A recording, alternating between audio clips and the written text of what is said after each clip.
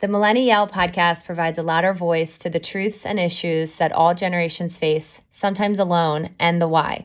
But together with millennial self-improvement junkies, Billy and myself, Mel, we can all be the change to overcome life's ups and downs through conversation and connection. Let's MillenniYell together.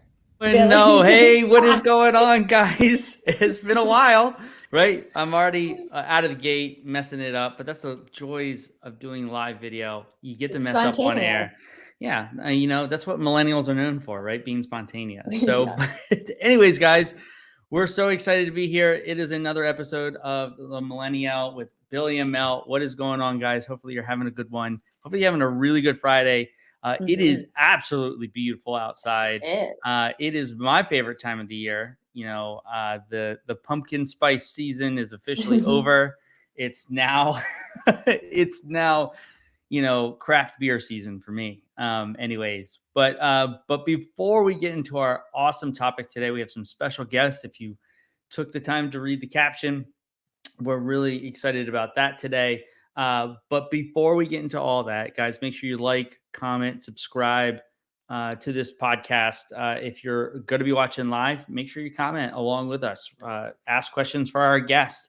We'd love to answer them on air for you guys. So anyways, without, giving too much more to the, letting the cat out of the bag, Mel, what is going on? How are you doing? I am doing fantastic. And yes, this weather has definitely turned me from that cold weather seasonal depression slump that I feel like developed, this year from all my trips away. But like really great, exciting things happening for my business. I'm going in a new direction. I want to talk about that on Mel's Mindful, do a little bit of like where I'm going with my business, because I've really completely changed everything in a really great way that I think I've been, trying to maneuver what this looks like over the last 5 years. And I'm really finally there and I'm really excited. So I got some really big new clients and it's just been working, but finally feel like things are falling into place. So nice. I love it. Yeah. This week has been, it was a little up and down, but I was talking to Mel over the last couple of weeks. That's why we weren't on last week. It was just a little up and down for me. And so, but now back in it, back in the groove, so to speak. And so, but we all have those weeks sometimes, right? You just get into your head in a little bit. And so, but we're back. And so we're really excited for today's show. And it's, we have some really special guests on today. And we're going to bring them up here in a second, but we're going to be talking about an app. And millennials, I feel like, love apps. I think I have apps, like just ridiculous amount of apps on my phone. I use them all, but still, it's funny. It's just like, oh, there's an app for that, right? There's an app for that. There's an app for that. And I'm really interested to talk to them about their app. And learn a little bit more about their story. So without further ado, I'd like to bring on our special guests, Mary Richardson and Brandon Teller. Did I say that right? Is that say your last name right? You got it cool. right. Cool. Hey guys. How's it going? Guys. How's it going? We kind of got like a girls' Brady Bunch. This is only the second time we've had 4 people on, right, Billy? Yeah. We had 4 people on once before. With Nell and her husband. And so, but we're so thankful for you guys taking some time out of your day, your busy day, to come talk with us. So we really appreciate it, guys. Thanks for having us. Yeah, we're excited to be here. We're excited to share a bit of our story, and I'll let you guys kind of take it away there. Maybe Mary can jump in and give a little bit of an introduction of who we are and what we do, if that works for you guys. Yeah, I would love that. I would love, because our viewers that are watching and people that are listening have no idea who you are, right? Or maybe some do, but for the vast majority that might not, right? Let us know a little bit about your story and who you are. So my name is Mary Richardson. I'm the CEO and co-founder of Bindr. We're an all-inclusive bisexual dating application. It's geared towards bisexual and bi-curious individuals, but really accepting of everybody as long as they're not hateful or hurtful to the community. And our main goal is to stop and lessen bisexual erasure and discrimination in today's community, which if you're not in it, you don't see it as much, but it's a really big issue right now. from both sides of the community, honestly, from gay people and straight, both hating on this side of the sexuality and trying to tell you that you're not like actually in the LGBTQ community if you're both, or that you're confused or you have to pick a side. So our goal is to make this mainstream and make it talked about and bring a safe and comforting community where people can meet each other. Yep. Wow. And we hope to bring a lot of resources with that as well. In addition to a dating application, we want to bring resources to people that may be struggling with their sexuality, and ensuring that they have access to that through us. And I think just by having a company like we're not some Silicon Valley company. We're like based out of York, Pennsylvania. We do a lot of work in Harrisburg, Hershey, Lancaster. Like we're local, and that I think that makes us unique. And I think that's also we'll get into this a little more in detail later, but it's also what makes us successful with doing this. We understand the problem a little more in depth than I think somebody in San Francisco would, because everything's just a little more accepting out west in that regard. So I guess I'll let you guys take it away from there with questions.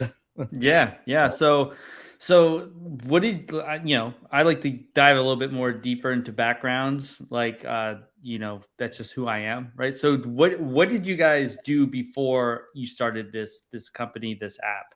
What were you doing before that?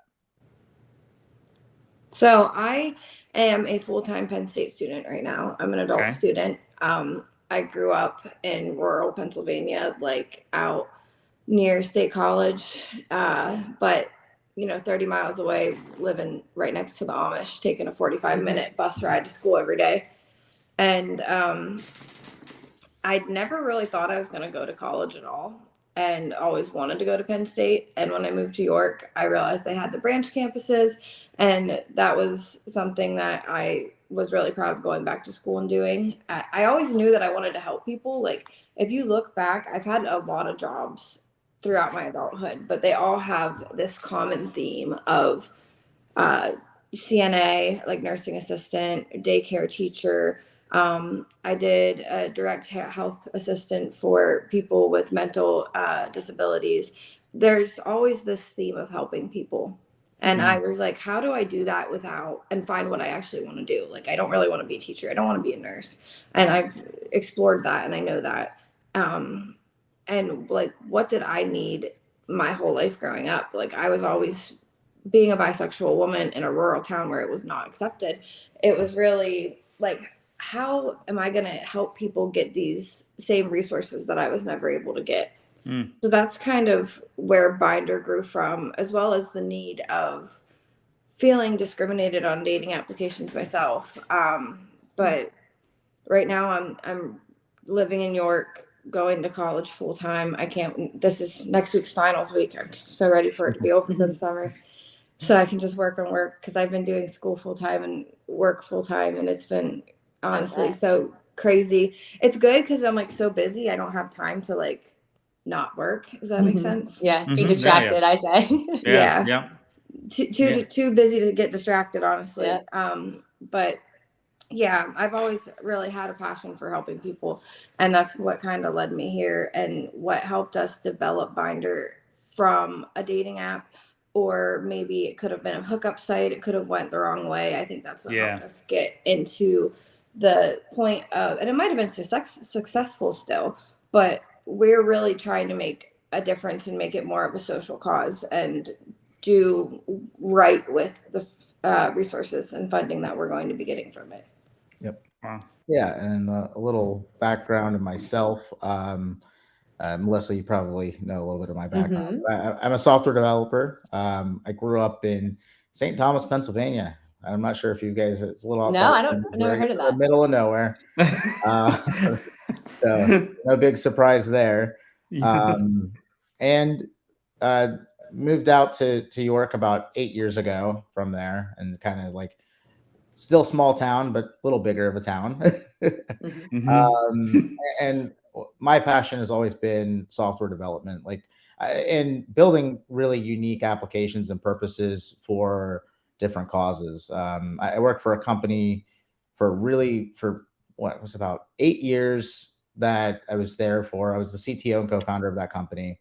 And unfortunately, they went on the path of making money and less concerned on making successful companies.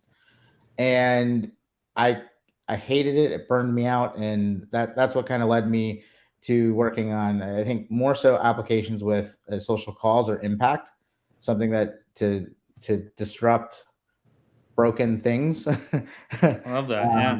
And I found a passion from doing that. And even like taking on really large contracts and stuff was a lot of fun for a little while. And then in my mid-20s, and now just turned 30 this year. So now that I'm 30 years old, it's like I need to do a little more with the resources that I have.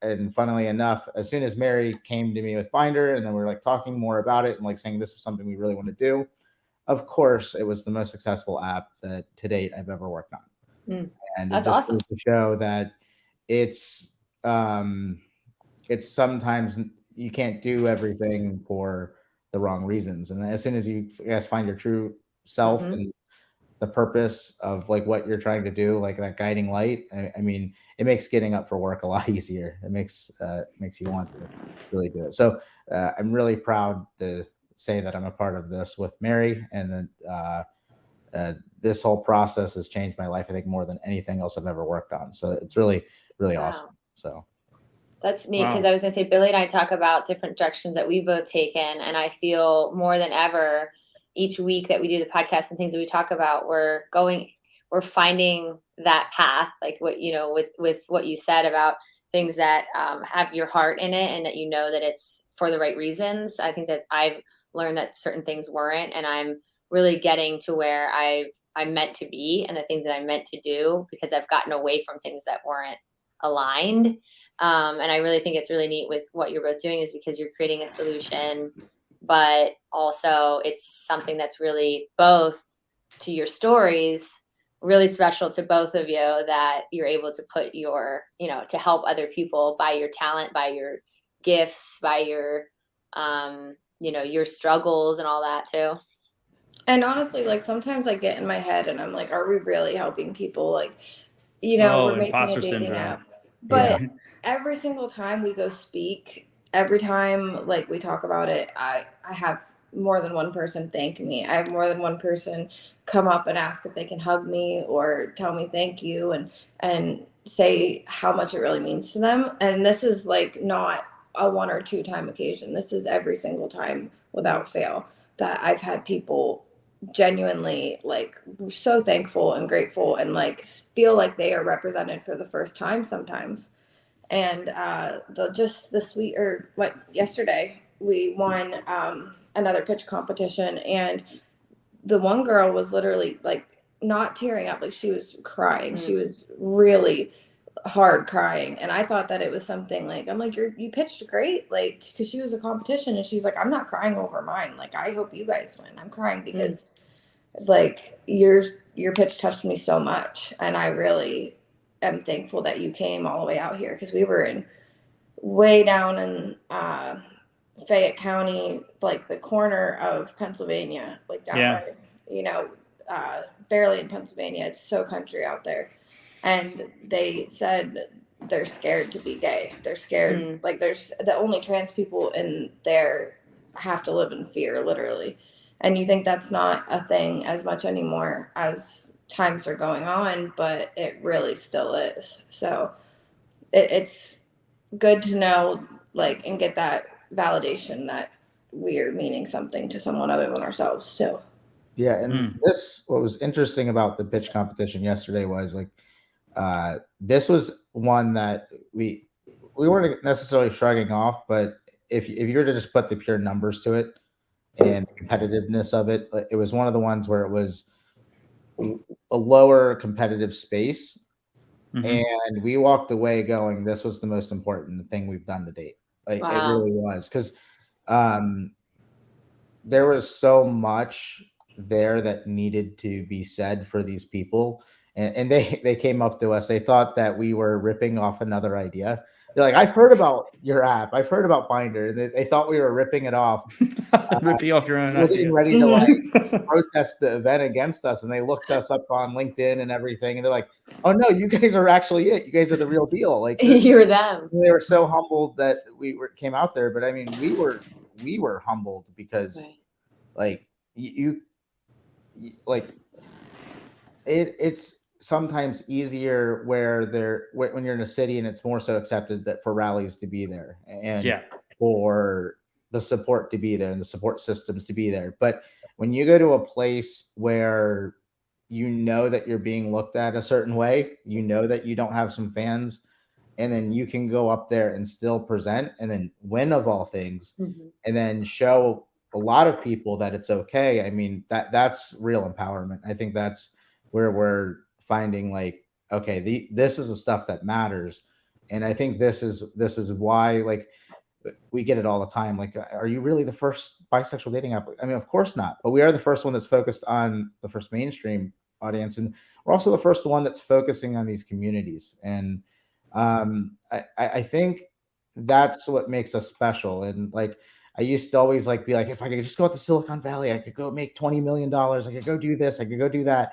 And as a really good developer and stuff. But now I'm finding the roots here in Pennsylvania are much more important than just running out to Silicon Valley, because the roots here are the ones that have made it possible, and growing up in an environment that's less accepting to be a part of that for other people. And I think that is where a missed market becomes like more clear. And maybe we didn't even realize it ourselves, but as soon as we are true to ourselves about what we wanted to do and how we wanted to do it, it became really clear really quick. Wow. Yeah. I mean, that's amazing. You could tell that you guys are really passionate about it, and you could tell that, like, you know, like we talk about in a couple of our other shows, like how like the younger generations, because we're all, you know, I think we're all, Mary, you're probably not a millennial, right? I'm gonna. She's on the borderline. She's It's like 1 year off. So she's a millennial, but 1 year over. So she was just on the borderline of Gen Z. It depends on what you look up. If 95. Yeah, it depends on what website you're looking at. Right? Whatever website you look up. I was identified as one growing up with my older siblings or my older cousins because I wanted to be like with them. But I'm right on the edge. I'm 95. Oh, so I bring that up because like our generation, like the reason, like not only just like why your app's probably been really successful, but like I think we just want something to be a part of. Like we want something bigger than ourselves. And we want to be part of a movement of whatever it is, right? Like whether it's a health movement or it's a, you know, for me, like mindset, like, you know, I'm really big on that. So it's like does that company or thing that I'm going to use represent my overall values, right? And I think it's really amazing that you're giving a voice to a segment of the population that truly doesn't, like, I didn't realize it until you brought it up, like how, you know, bisexuals get it from both sides of the aisle, essentially, right? Like the straight people and, you know, the gay people, right? Like you're kind of like in the middle, right? And so it's like, how do you navigate that world? That must be a really difficult because difficult especially task. With me as a woman, like with a lot of men, you get fetishized, and like it's just speaking really, like they're like, oh, does that mean I'm gonna get a lot of threesomes, or does that mean that this is you're the hot girlfriend, you know what I mean? But with women, they're like, ew, you like men, I don't want to like you if you're like that. And it's not just me. I see it all over the internet of people having these same issues, like as well as with men. A lot of times I've talked to a lot of bisexual men that their male partners feel like they're not really on their side, and that they're a fake gay, or they're just gay and closeted and scared to come out, and you should be proud of yourself, when really you can just be bisexual as a man or a woman and actually like both sides, and it's fine. Like we are in the LGBTQ acronym for a reason. Like there's half of the open LGBTQ population identify as bisexual, but they're largely ignored. And I actually was doing a lot of research and statistics on this, and a lot of people that I talk to, if I ask, like, what do you think is the highest suicide rate in LGBTQ? A lot of people would say transgender is my answer that I always get, but it's actually bisexuals. Yep. Yeah. I would be surprised by all of that too. Like this stuff wasn't clear to, like, we didn't go and be like, hey, we put together a business plan around all of this. It's all coming naturally. Like, yeah. You were like, hey, we were putting together the stats, business plan right? after we put the app out. We're like, hey, we just have this problem and we just want to solve it. And we're like, okay, well, like, I had some experience building dating apps, so I sat down for a week and I was like, all right, I mean, I have a little bit of time here. I'm just going to go and put it up and release it. And sure enough, it was like the idea that, you sit on for a really long time, then you just finally do it. And then it was just like, okay, 500 users the first week, or I don't know if that was the exact number, but it was hundreds of users the first week. And then, like the first month, they're like, okay, we got like 1,000 users, and now we got like 2,000 users. Oh wait, now it's 3,000 users, and they're like, okay, maybe we need to start thinking about how we make money off of this. And that kind of is like what led us here today. And I'm proud to say that I was just looking at the numbers right before we went on. Today alone, we have gained 44 users, and we are at 12,350 users at this point. Wow. That's impressive. Like that's proof of concept, right? I went, I searched it in the App Store so I could see what it looked like. And it's funny that I was going to ask about the name, just me being like the creative and how my brain works. I'm going to say it's because it's for Bindr, but Finder, like find, like date. Exactly. Okay. Yeah. So just like you have Tinder, you have Grindr, now you have Bindr. Bindr. I love it. Like, yep. Yeah. We're just. I don't have any date. To be very honest, I don't have any dating apps. I never was on dating apps at all. We did a whole podcast though on dating. We did, apps. and I don't have any at all. But I was actually listening to a podcast. I listened to different podcasts, and there was a woman that was on who's married, but they were both in relationship. I want to say they called it poly, which is that basically, I guess I should have looked this up before I remember. But she was saying that, like, being able to be with more than one person. Like monogamous is one person only. Right. Polyamorous is like more than one, and there's lots of different ways people can do that however they feel comfortable. Right. And that's what was interesting.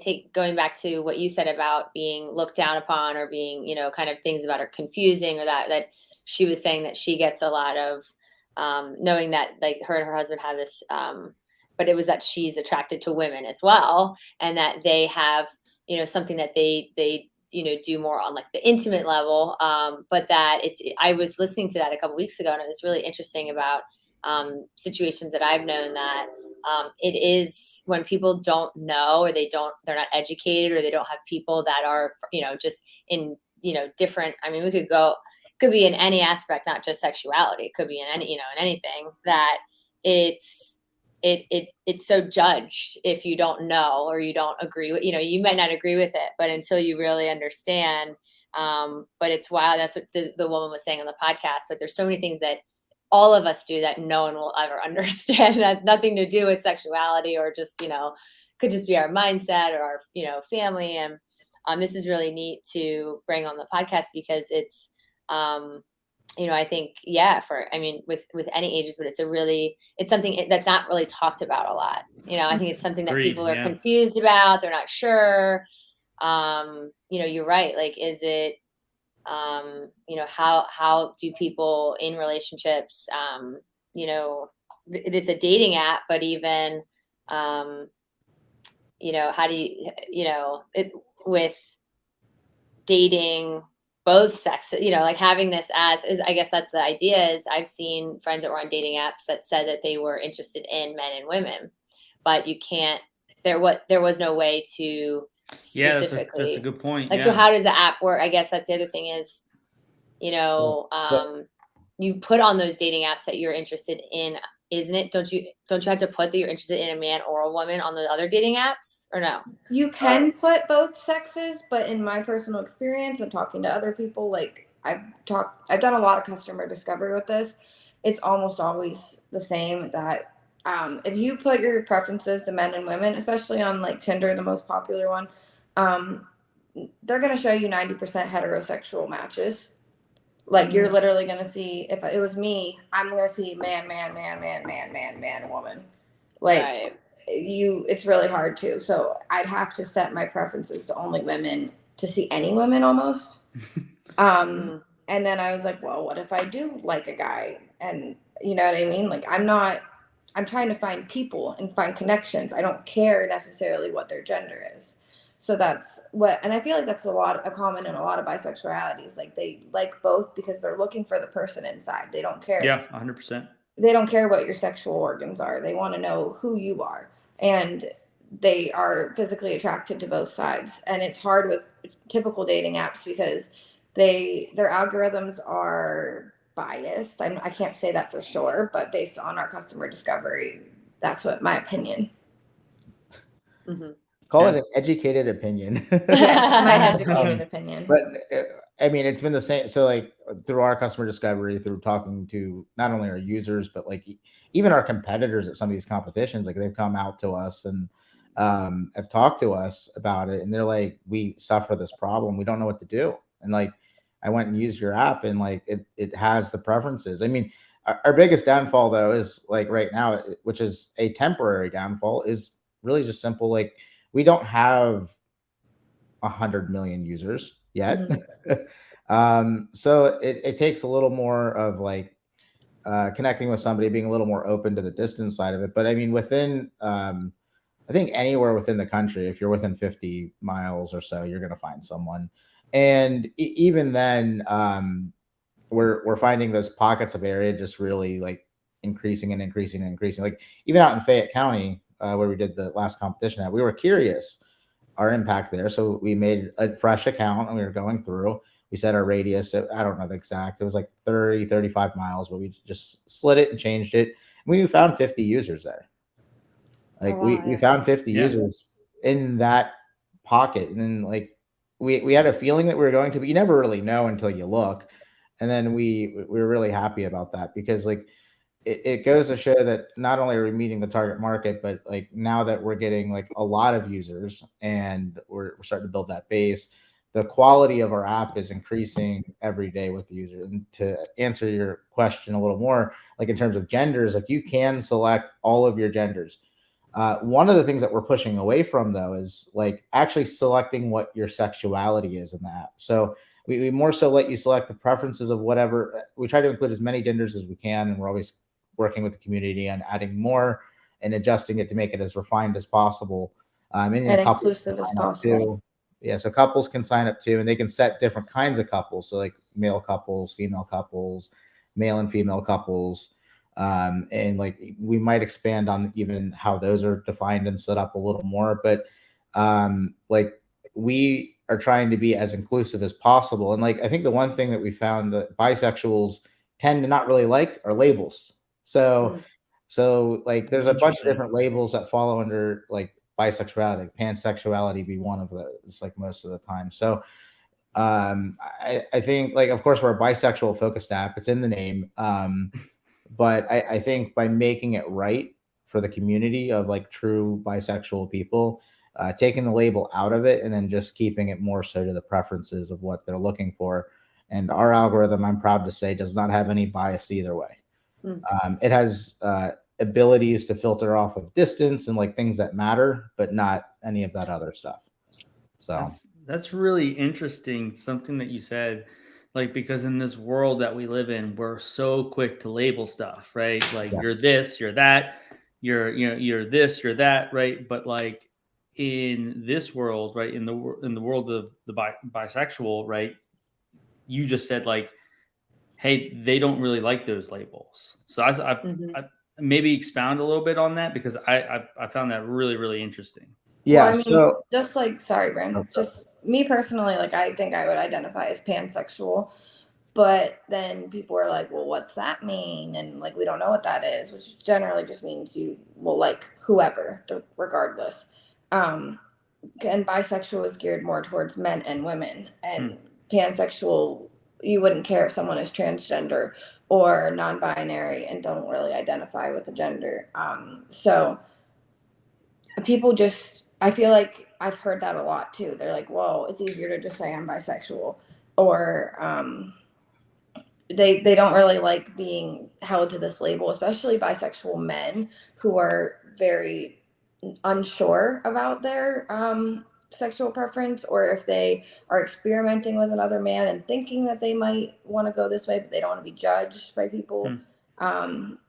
It's people tend to steer away from those labels. Like if they want to say, well, I'm straight, but I just want to be with a man sometimes, we're not going to say like you have to force these labels on you on our app. Like you feel however you want to feel, however makes you feel comfortable.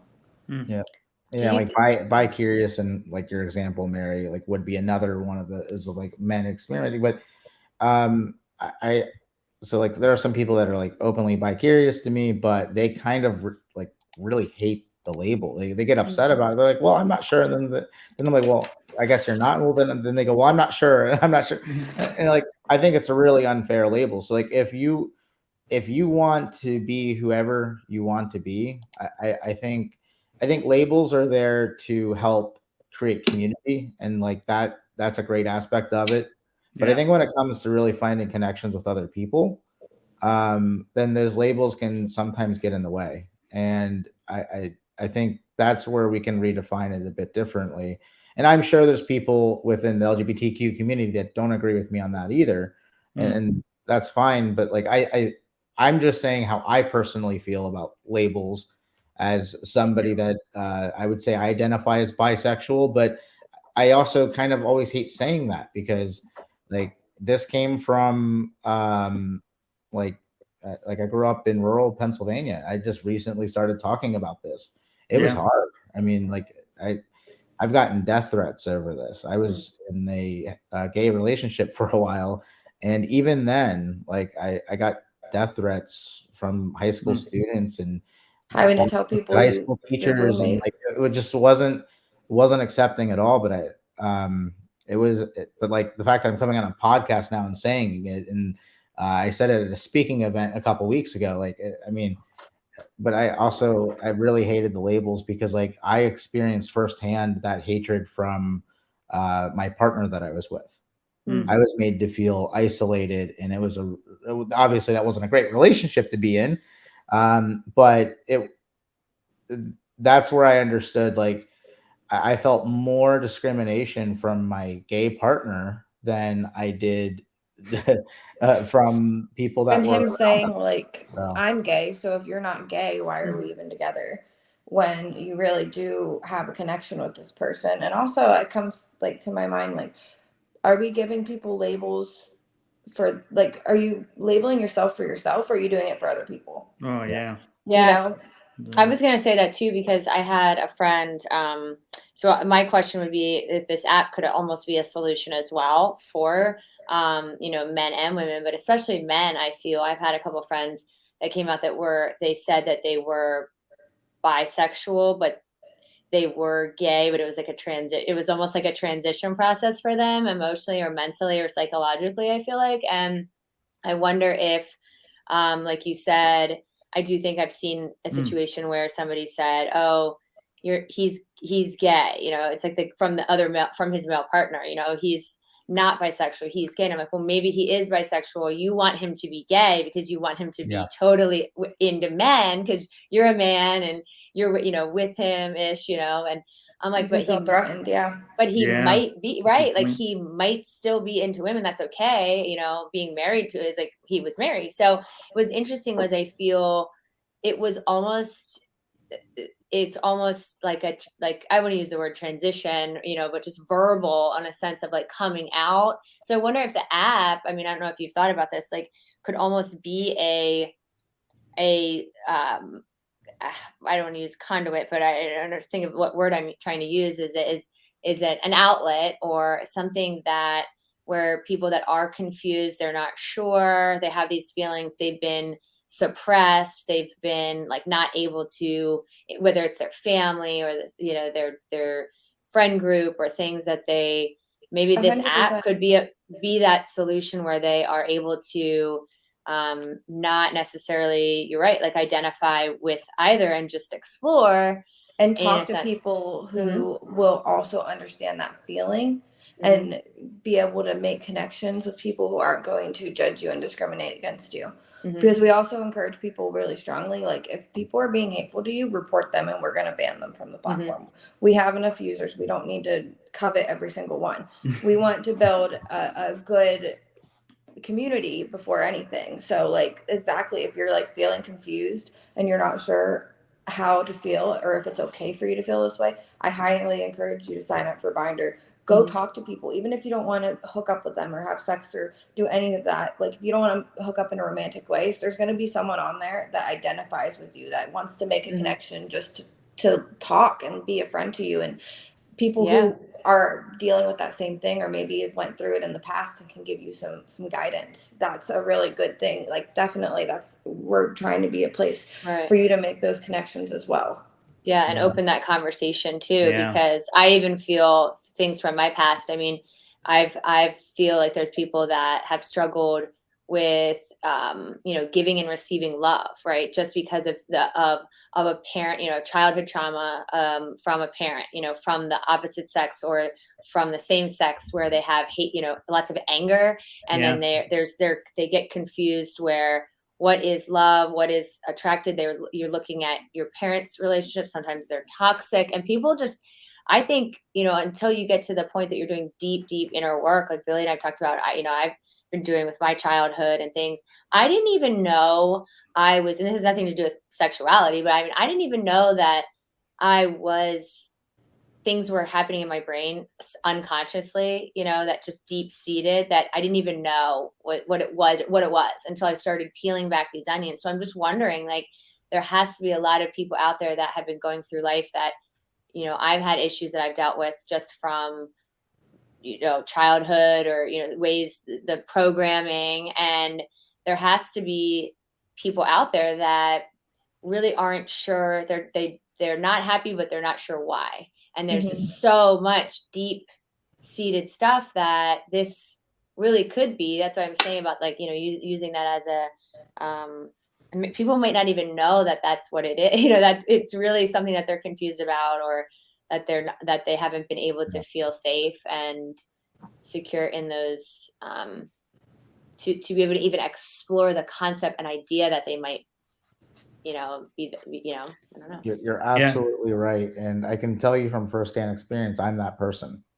I'm just working through issues that happened to me a long time ago. And this has been I don't think if I was working through those issues first, I would have been comfortable enough to do this. And I'm not going to speak on behalf of Mary in regards to any of that, but like, that's a millennial story. Yeah. For all of us. Yeah. Not feeling we have a place. Right. Yep. Right. Like we're always hated for something. We're always the butt of every joke. Right. That type of deal. So right. And I feel like growing up in the millennial, it was like in between this phase of like a lot of our parents in the earlier generation faced a lot of extreme trauma, but it was all like pushed back. You don't have to worry about it. And we're in the phase where like you're still getting a lot of neglect and trauma in our life. It's not as looked at. It's not as like focused or faced, but you were being told it's not okay in school, but nothing was actually done about it. Like, I don't know. I feel like the millennials are definitely a very anxious generation that have dealt with a lot of issues in your life. And it's just like a weird generation for that. I feel like a lot of people. That's why we fight to change the world, because I was gonna say no matter what you joke about Gen Z as millennials, but the thing is though, is like we don't want Gen Z to grow up in the same world that we did. And Gen Z doesn't want to grow up in the same world that we did either. I think maybe they sometimes fault us for the world that they're in now, but I think millennials agree with Gen Z more than any other like 2 generational gaps have ever before. And I think that's why we've been able to. I mean, we're like I said, we're a little on. Mary's really on the border. I'm more of a millennial, but And we're I older think that's millennials, why, Yeah. like, you know? yeah, So, I think that's why we're able to resonate with so many people. Right. Yeah, and we've talked about this on the podcast too, that, I think our generation is really, and I don't want to say the first, but that we're addressing issues and problems, and we're facing them. We're trying not to avoid them. We're trying to face our fears and avoidance and all this self help and growth and all the stuff that Billy and I have been doing over the last couple of years. I'm relating to a lot more people who are doing the same work on themselves, and we're trying to yeah. be more authentic and more genuine and more transparent and more honest with ourselves. And I think that is the difference of not hiding who we are and not being afraid of who we are. And it might just be that I was told I'm too much, or I'm too loud, or I'm too, I'm too much energy, whatever. And then, that's still trying to put me down, like not be myself, even though it has nothing, like, again, it has nothing to do with this whole, our topic. But it's really interesting when you said about changing the world. I'm like, that's what when we started really talking about different topics on the podcast here, that we got to talk about our stories. And I really used the podcast to be able to talk about my story. And with you guys doing this app and going through and doing the pitches and coming on here and doing this podcast, hopefully you're going to do a lot more. Do you find that it's this way that you get to share your personal story as well, because you have the reason of the app now, that it's giving you more opportunity, like the program itself and the app gets you to now talk more about yourself? And is it like a therapeutic thing? Because that's what I feel with the podcast. I've been able to use that to share, to have a voice, but Billy and I get to talk through stuff and we're like, oh my gosh, that makes a lot of sense, and Yeah. we use it almost as a way to share the story. But I'm wondering if you get twofold. You're helping people, you're getting to help yourself, you're getting to, create this platform that you didn't have, but then you're also in the means of pushing it out there, getting to share your story, feeling more comfortable too, right? 1,000,000%. And definitely, Yeah. especially with Brandon, again, not to speak for him, but before, when we were doing stuff, we've worked together for a while before Binder even, and he was like, don't let them know I'm gay when we go to meetings. And now he's out there saying it himself, and I'm so Right. proud of him for The that. growth. Yeah. Yep. That's awesome. 100%. Yeah. No, I mean, it's just, it really is like, we were talking, I was going to bring this up, but like you were talking about it before, like of just being like, hey, I don't really know like who I'm attracted to, right? Like I don't know if it's male, female, whatever, right? I'm just attracted to people. And I just remember I have a really good friend that was in college, right? And she dated girls, guys, right? And she dated girls for a really long time. And then she ended up, finding her person, which happened to be a guy, and they got married, had a kid, like, and, and so it's just like, but I didn't realize probably, and it's, I didn't know what to ask, right? I just supported her because she was a friend, right? It didn't matter to me. But like, I wonder if she went through those same things like that, because she didn't say, hey, I'm gay or I'm straight. Like she just said, hey, I'm interested in both. And so I wonder if she had to go through those things, and I feel bad for like not realizing that, but I didn't know, I guess, at the Well, you same just time, treated it was unconditional love. Like you didn't care. You didn't see. It's like with color. Like when we say, Yeah. people don't see color, or they. I looking back, my best friend in middle school, Tiff. I'm pretty sure. I think she's married now to a woman. But back I didn't. I was young and we were like children. We don't know. We're so innocent. But I would say my first best friend was was what I thought. I mean, at the time, maybe afterwards, that she was gay, and she was Black. And it's funny that I go through, it's looking at color and all these things. Like I grew up with culture, lots of culture. So I had a friend then that had dated a girl in high school as well. And when I was in high school, it's just like, for me, it's more about the person, like you said, about the human inside and the soul. I call it more like your soul, right? Than your, but yeah, looking back, it's funny. I never really thought about it. I moved obviously from Baltimore and here, but I'm like, man, I feel bad sometimes. I talk about different areas and that people that don't grow up with any type of culture and any type of, that, a lot where diversity we grew up, we didn't Right. we didn't have a lot of that. Right.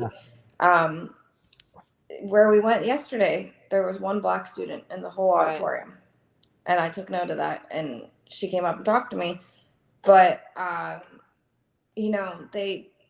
it was really a backwards place. It felt to me, compared to a lot of big cities. And I don't want to say like they're wrong or anything, but I feel like they're really behind. And the people who are living there, though, who are facing these issues, they're not behind. They're still feeling what everyone else is feeling, but they're not getting the acceptance from the people who grew up with more people and more cultured scenarios. And do you think that that's more of like a target what have you thought about? If I know you're doing these pitches in these different areas, the pitch just happens to be in these small towns, or like are you searching them out? Because I'm wondering, now that you're talking about Silicon Valley and all the, and the West Coast and how things are, very different from East Coast as well, but are you thinking that more of your target market will be smaller town, that you're coming from here and this is where you developed it and you're trying to keep your roots? Like,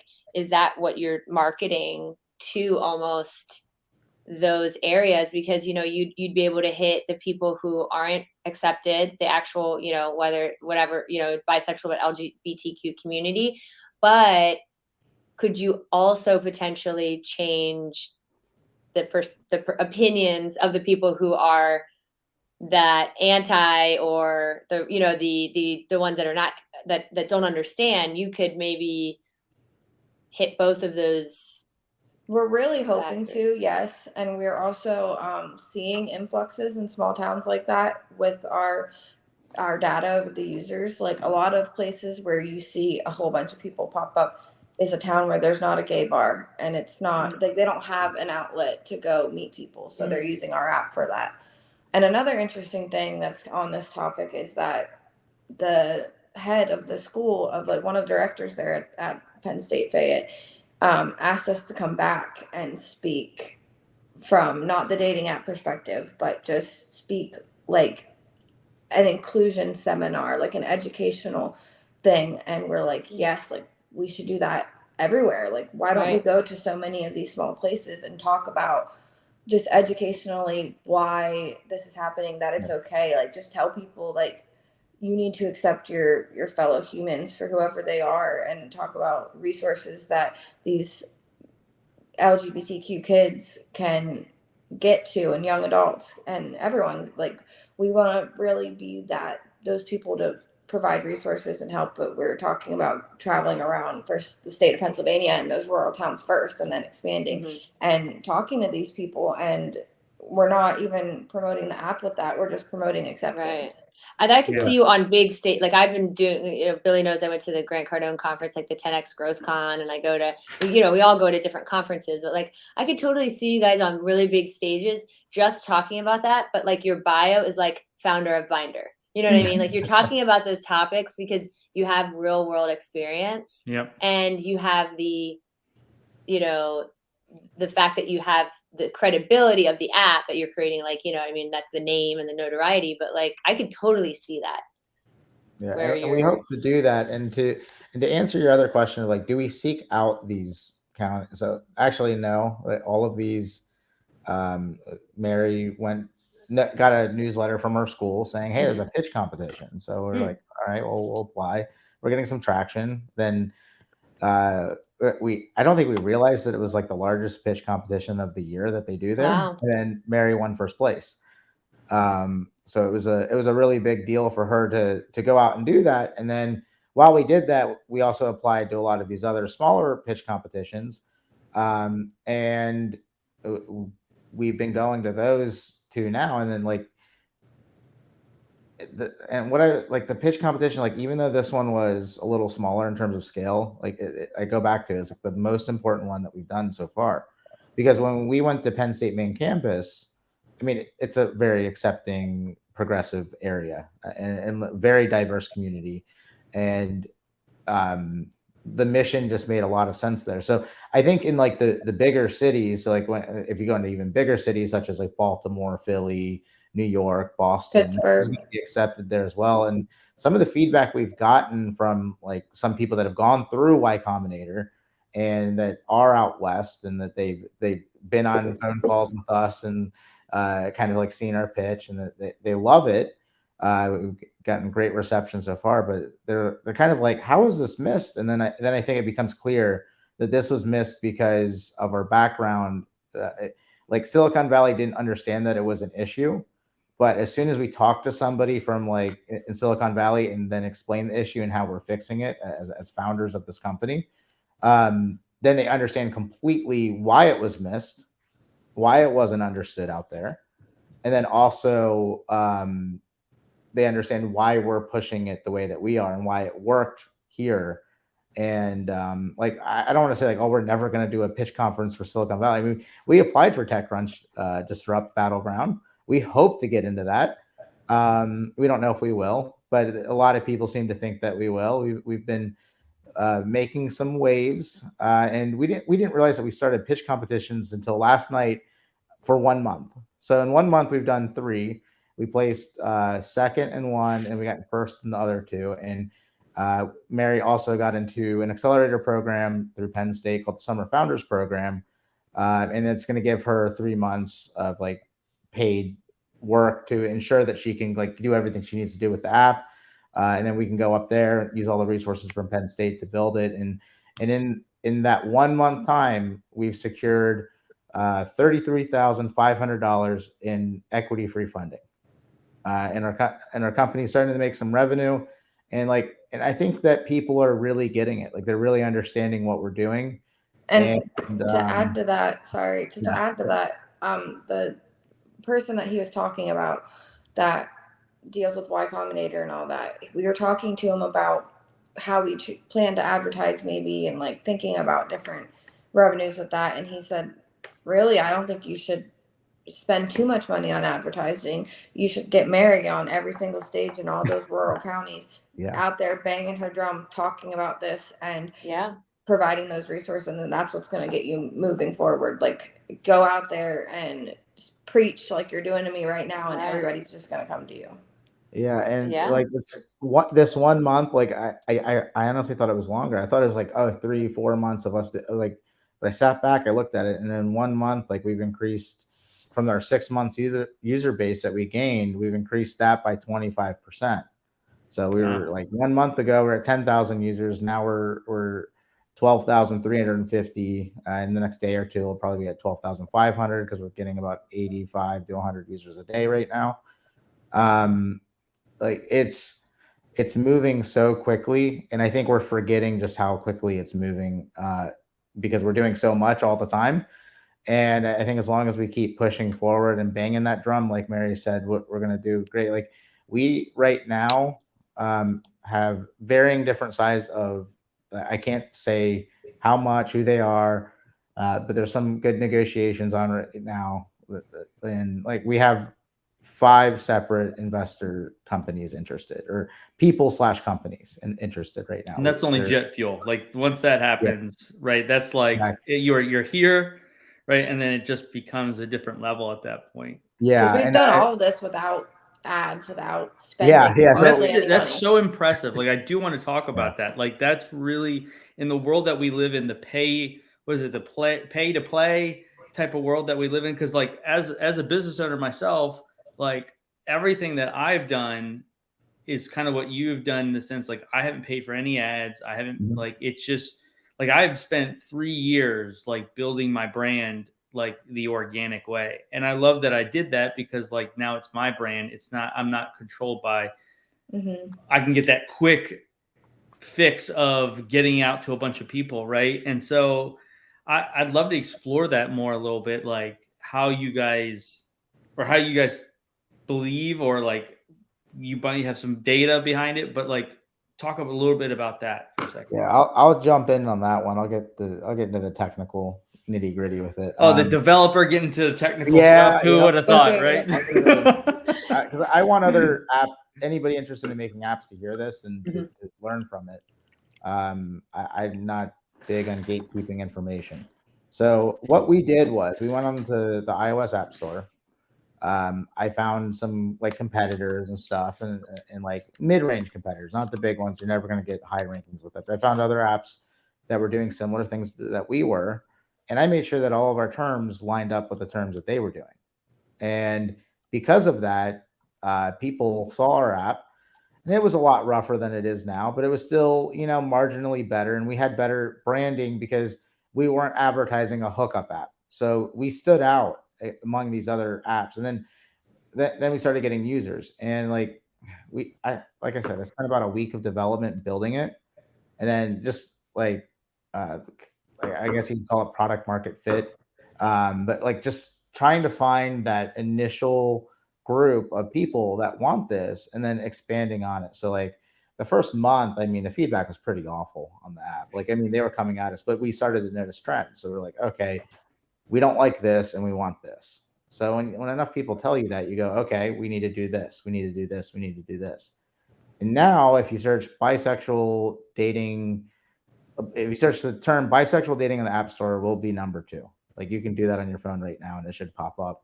If you have a Google phone, if you search bisexual dating, I think we're number 2. I think we fell down from number 1. We were number 1 for a while. And bisexual dating apps on the Google Play Store, I believe we're number 1 right now. So that's what really changed for us, was like that's where we're getting all of our user growth is the rankings in the App Store. It's not, has nothing to do with actually building like an application in terms of like a ton of money to get all the features right, or building out some super complex ad algorithm of like, you need to hit these keywords in this location so this person sees it. People are finding this. And like the coolest thing that happened within the last like 2 weeks was we were going to my office here in downtown York. There was a pride rally out front. There was a drag queen and she was out there like promoting trans rights. And we walk up, we're getting ready to go to a pitch competition. And we're like, we're going up and just kind of stopping in, going to check the mail kind of thing, and at the co-working space. And she's giving us kind of like a dirty look. Like she doesn't know if we're going to come up and start spewing hate. We don't look like the normal people that are going to walk up and be like, we love what you're doing. And we walk up, and she was extremely relieved. But then we got to talking with her and told her what the app was. And she was trying to be like, wait a minute, I've heard of you guys. And everybody started gathering around. Yeah, everybody started gathering around at this point. And they're like, we've heard of you guys. Or she said she heard of us. And I was like, how'd you hear about it? She said, oh, I have your app.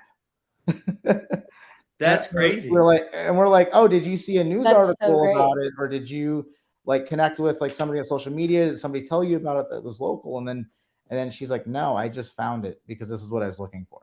She said, you guys are here from York? I said, yeah. She said, I had no idea this was a York company. It showed me your phone. She's like, look, I'm updating it. Like I looked for you on the App Store. I realized I'm already using it when you told me about it. Wow. And that was really cool. She thought we were some Silicon Valley company, and you could just see the just the lights going off in everybody's eyes and their head, like going like, wow, this is a York-based company. Like, and I said, if anybody it's such a big deal to do this around here, because like York is much more accepting than what I would say out in like Fayette County from what we've experienced. But York is, we have our rural spots too. Like Mary's been threatened by our neighbors for running this company. Like we've gotten death threats on LinkedIn. Like people don't like what we're doing.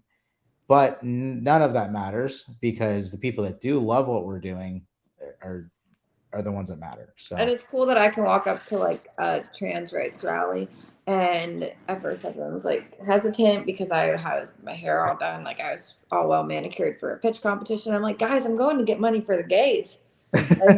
And I talked about it a little bit, and I was like, I would love all of your feedback. I'd talk to you all individually, and everybody immediately was like, give me business cards. Like, we're going to email you. Like, I have ideas, because I'm like, how can I help you in our local community? Like, how can I take my success with this app and give it back to the people who are making this possible, like the people who are using it? And like, so it was really cool that when I walked up, they were all hesitant, and then everybody was like thanking me and taking my cards and like, happy. And the fact that we came up to somebody and they already had their app, that's never happened to us before. They're like, no, we're already using it. That's never happened to me in my entire career of doing this.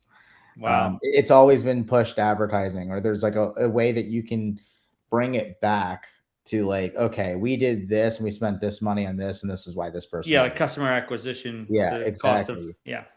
And this was so different because it was like, no, I needed this. I found this, and you were the solution. It's organic. Yeah, it's just organically happening. And that's, I mean, that's fantastic. And then it's going to be word of mouth. You'll probably get a lot of word of mouth from people that are sharing it with other people too. Exactly. And the thing is, like, we never, which is the best advertising.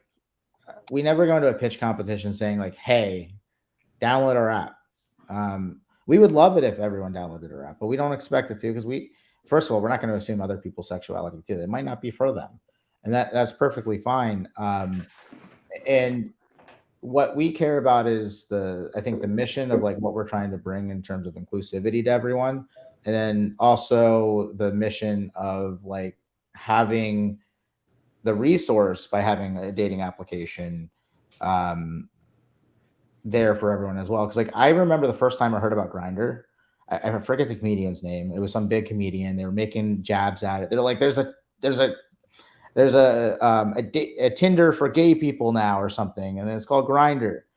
And I think the moment that we like hit that kind of success, like we're used at the butt of a joke or a comparison or whatever it might be, where people are talking about this, going like, hey, that's the kind of growth that we want, and the kind of organic growth we want. Because like, we've gotten so far off of organic growth that like we're going to use obviously targeted advertising eventually. We're getting some funding in now, and like pitch competitions take a little bit of time for everything to clear, but some of that money is starting to come in to our bank account. And we're like, okay, we're going to do this because it's going to go really big. But I mean, it has to be done with a certain level of caution, because if we take away from the organic growth aspect of it, then I think we take away from the roots of why this company's been successful too. So, yeah, I mean, people, like, going back to what I said originally, like it's the mission. It's not, I mean, the app's probably really great, right? It looks awesome. Branding's on point, but like, that's just really the tool that you're using for the mission. And that's what people are getting behind is, what's the mission? Okay, this is the tool I'm going to use to execute on that mission, and they can get behind it. And so, it's not just a product. Like, people, I mean, we're pitched products every day. Like, I think, what do we see? Like 2,000 different images or something like that. Like in a time span you're watching TV. I can't remember the exact stat, right? I'm probably butchering the crap out of it, but our other buddy Brandon would know. He's our fact checker. He's our fact checker is not on as today. a marketing major, but I don't.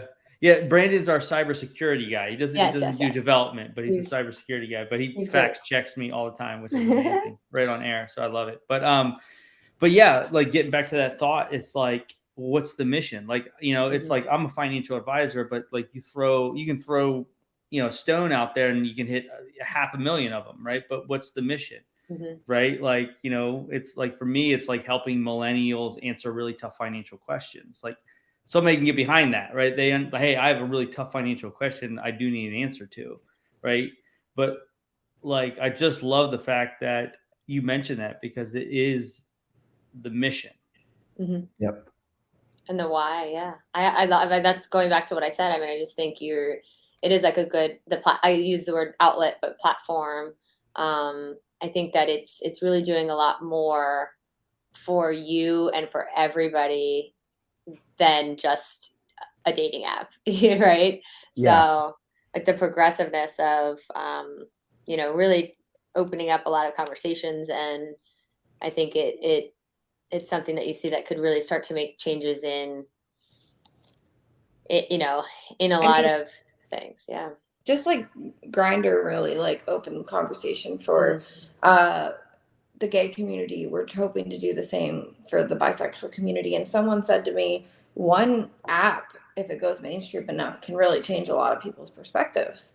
And that's really what we're trying to do, as well as a lot of these issues that we want to help face have come organically through talking to people, through like one thing that I want to do, which I haven't found any resources for it, so I might have to create my own, and I'm excited about that and figuring out how to do that, is for the big competition that we did where we won the first place 15,000, my first pitch competition, I had to make a video for it. And part of it was the director wanted me to have some friends where I like show the app, and I just needed a few people to help me. So I asked one of the friends that I have at school, and he was all about it. He was getting a bunch of people. He was excited about it. And then when I started talking about the business and like how we're going to show you the app on the commercial, you're just going to look excited and like that's all. He goes, "Oh, it's for bisexuals. I can't do that." And I'm like, "Really? Like, I know you well. Like, I wouldn't think you're like this." And he's like, "No. Like, I'm not hateful. I don't care. Like, I'm very supportive of you, but I'm Muslim. It's not in my religion. I'm not allowed to be bisexual, be gay, interact with people. They look at it as a test. If I'm gay, it's supposed to be a test from God that I have to be strong enough to resist." And I'm like, okay, how can I help people like this? Because luckily he's saying, or he identifies as straight, and maybe he doesn't have to deal with that issue. But how many people are Muslim or Catholic or any of these religious factions that are bisexual or gay or LGBTQ that feel like just existing as they are is a sin, is looked down from their family? Like, how can I help them? So that's one thing that just came up naturally. And I even told him, like, thank you for enlightening me to this issue that I'm going to try to help, because so that's one thing that I am working on, developing some type of program to help people whose sexuality and religious views do not align, so that they can feel more comfortable in their own self.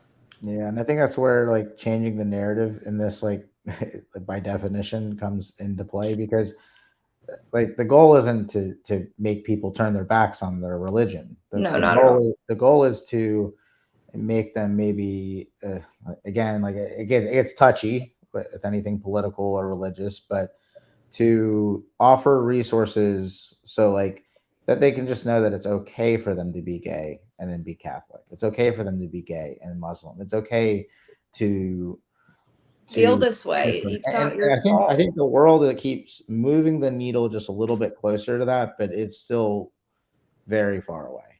So I'm going to connect with a lot of like accepting like priests, rabbis, and all that, like of people who are accepting of LGBTQ, and figure out how their church handles it, and like get perspectives and quotes and like different stuff from them, and try to figure out how we can help people who feel this confliction. And that's something I'm going to be working on over the summer, where they can keep their faith and they can also be gay. I mean, yeah, because we're not saying these religions are bad or have it wrong. These aren't obviously our own personal opinions, but it's again just like marginalized communities of people that don't know what to do, and offering resources to them, just like being in rural Pennsylvania. And I think that's where our missions are going to keep going with this, in terms of what we've learned and discovered in such a short time. So, even if it's just providing them with free online counseling to talk about how they can, like, we're going to figure out something and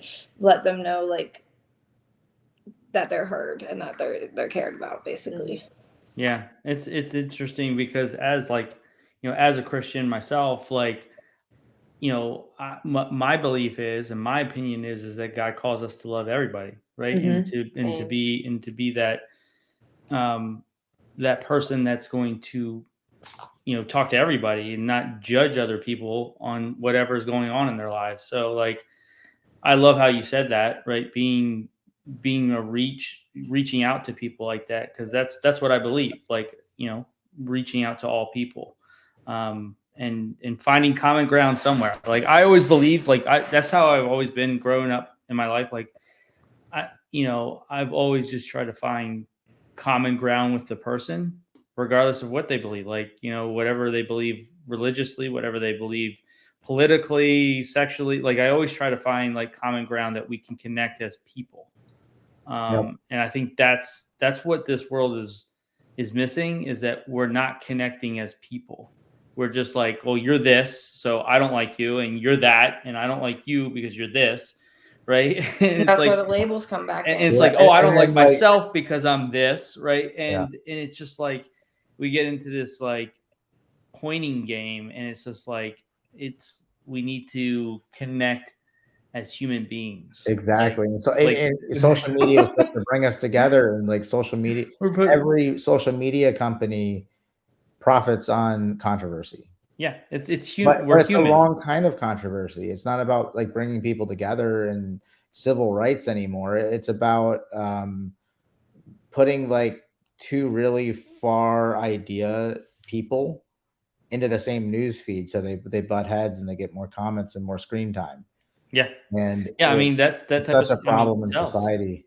And I'm a victim of it too. I get up in arms on Facebook more than I should, and I don't like that. Like, and I know what I'm doing, but I think with like companies that are like willing to, like, that's what we want to be. It's kind of like companies that are willing to be like, look, we just want our community to accept everyone in our community. Like that's all it is. Like we starting the conversation, having the conversation. That's like what I feel like when I listen to you guys talk, like over this last like hour or so. Like, that's the big thing, is like starting the conversation. That's the feeling that I get from listening to you guys talk, right? Is like, how do we start the conversation? Because right now we're not, nobody, like, regardless of whatever issue is going on in the world, we can't even have a conversation about it. We can't just, without someone getting upset or angry or pissed off about something, right? Like, let's just talk first and see what we can agree on. That's part of my pitch that I keep winning with, is I literally say we're fighting this issue by opening the conversation and letting people know it's okay to be themselves. And that's how we're being disruptive, is by talking about it. Yeah. It's crazy how you can be disruptive by just being true to yourself. And like, I think maybe that's true disruption in today's world. So yeah. And I think that's our generation in a nutshell. I do think so. I agree. I think so as well. I've called myself a disruptor, but it's really just, fighting for what's right and what's not right. And, what's true to, your heart. I wasn't a disruptor until 3 months ago, but I falsely labeled myself as one. Yes. So welcome to the club, my man. Yeah. So, but no, I mean, I know we're kind of getting up against it here. But I just want to kind of like wrap up with a couple more questions, and then we can kind of do our little end spiel and get you guys out of here. I guess, like, as we talked a lot about the overall theme and stuff like that, and the mission and stuff like that. But I do want to just touch quickly base on the idea of becoming an entrepreneur, right? And especially in this space, especially with your guys' background, like, it's very unique. Not, there aren't a lot of people that aren't talking about it from your perspective. So what has it been like to actually start this business? Yeah. And like, what are some of the things that you've like first, and then I'll let Mary follow up. So my entrepreneur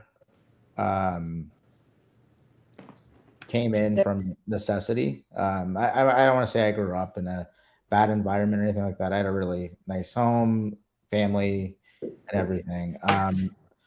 But then in 2008, my father's company fell through, lost it all. And that meant I was working at Long John Silver's, making $27.25 an hour, living in not the nicest place, not a great thing, and really wondering what to do. And that's when my friend at the time reached out to me, and that's where we started that one company I was talking about. And I'm like, I'm not qualified at all for this. Is like what I was thinking. Like 17, 18-year-old me on your own. I was like, I'm not qualified into this all, but I'm like, am I going to be frying fish my entire life at Long John Silver's, or am I going to do something about this? So I quit the job at Long John Silver's, and he wasn't quite honest with how much money the company was making. And that was a bad mistake. And the company took a few years to get going. But when it did, it went really big for a while. Like, I mean, I was like, so like by the time I went from that, by the time I was like 21, making six figures a year. It was like, that was like a really awesome thing. And it happened really, really quick. But I that was like my first taste in entrepreneurship, but I mean, he was still my boss in a way, even though as a co-founder. And then that led to, with anybody in that position, it led to eventual, like, I don't want to be a part of this anymore. He didn't want me a part of it anymore. So I walked away, and I think it really led to like, okay, now I'm an entrepreneur because I have to pay everything myself, and it's only me to rely on me. And I think that's what taught me like entrepreneurship. So like, did I ever go into this saying I want to be an entrepreneur? No, I don't think there was, you're saying earlier, imposter syndrome. I believe that there was like a lot of imposter syndrome for a really long time with myself, and what an entrepreneur was. And everybody's like, you're an entrepreneur, you're an entrepreneur. And I'm like, well, am I really? I mean, like, I'm just making some apps and websites and marketing. And but that's how I got into entrepreneurship. I would say within the last 3 months is probably the first time where I wear the badge of entrepreneur with like a high label in regard to myself, now that it doesn't feel like imposter syndrome. And maybe it's just me being more open about the experiences and everything with it. But so like it was that was a little bit of my story and path with it. And it had its ups and downs and ups and downs. And right now is a great up. But I mean, like, if you would have asked me 6 months ago, I would have been like, oh, what am I going to do now? Like, so it's love it. A lot of fun, but Mary, it's a lot of uncertainty. Go ahead, Mary.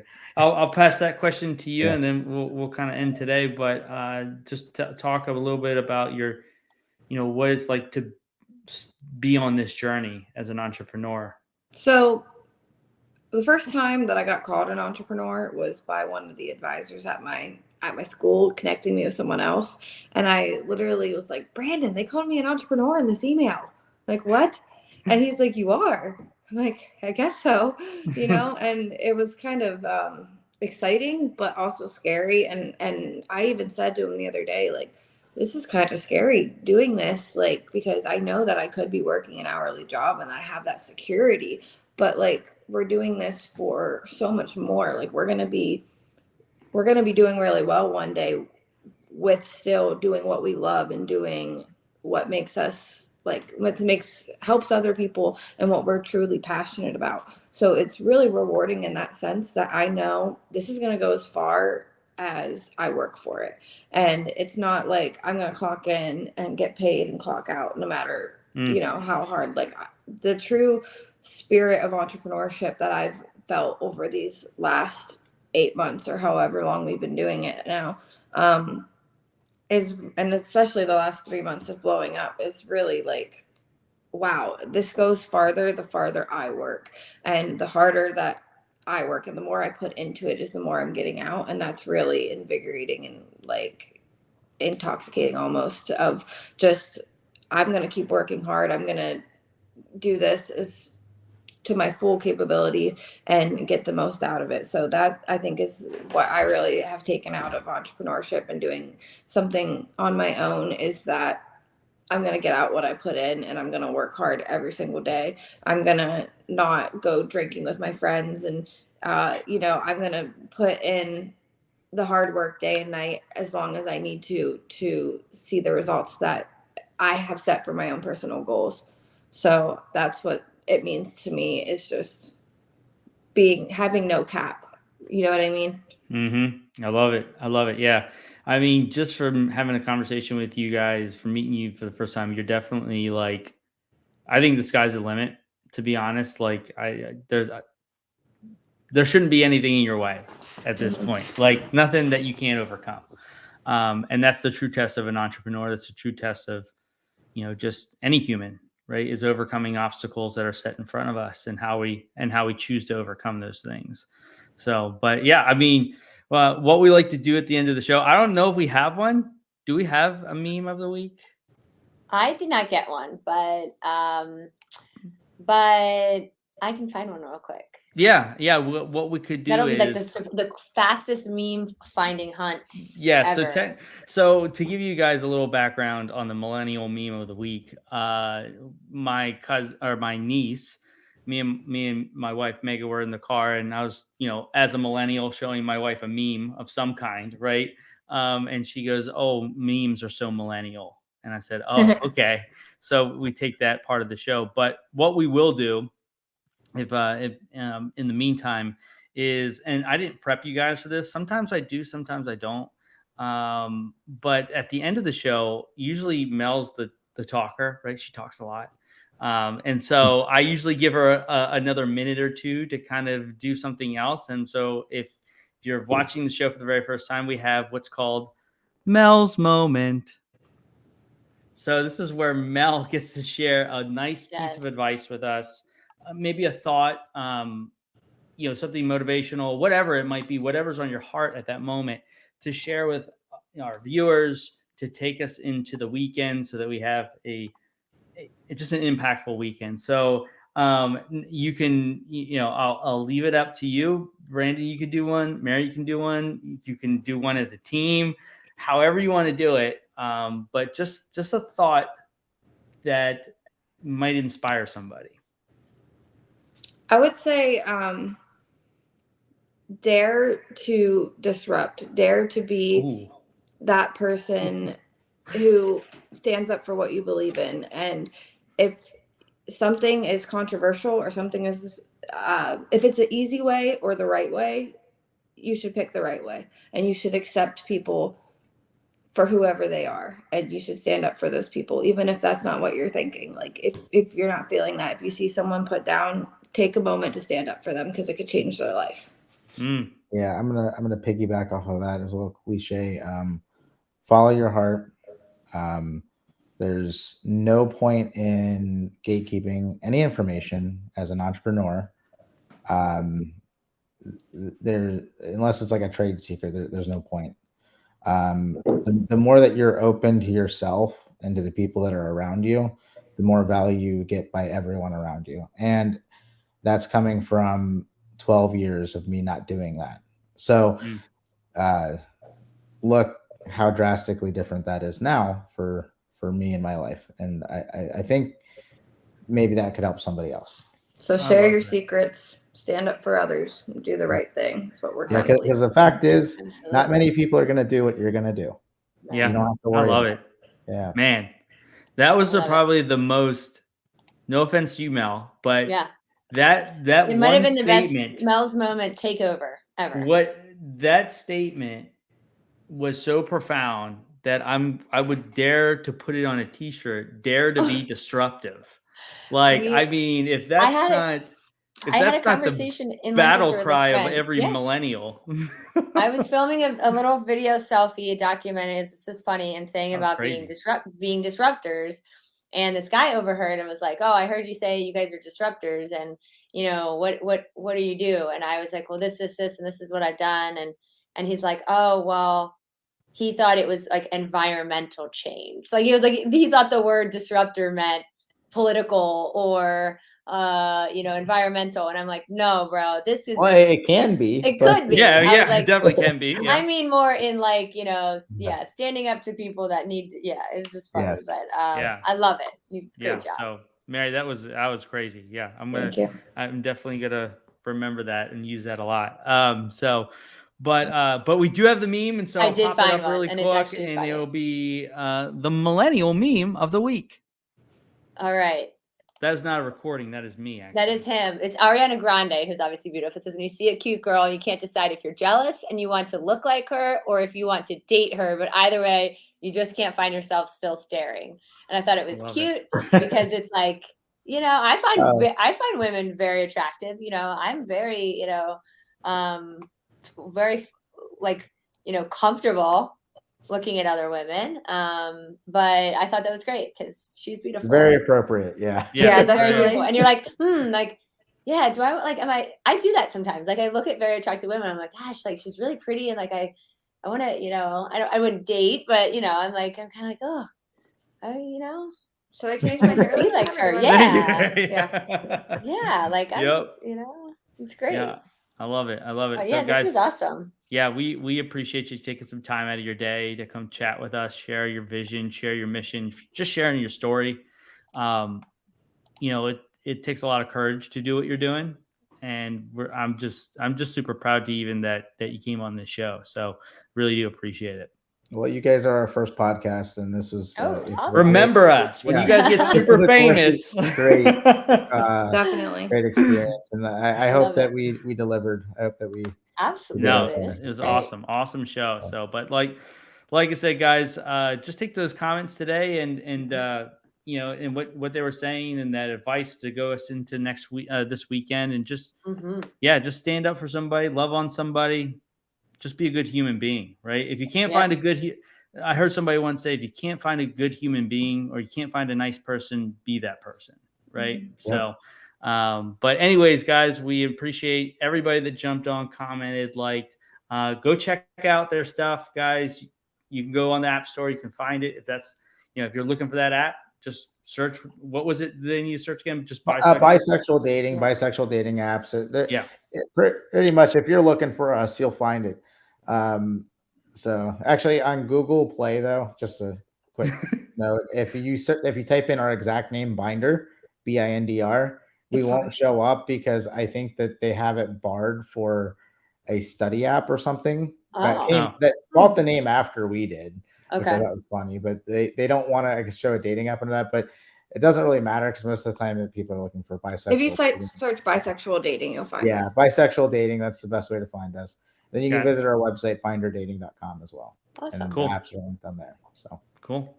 Well, thank you again, guys, and like I said, we really appreciate it. And but anyways, everybody, go have a really good weekend. Spend some time with the people that you love the most, and we'll see you next week. Bye. Bye. Thanks. Thank you.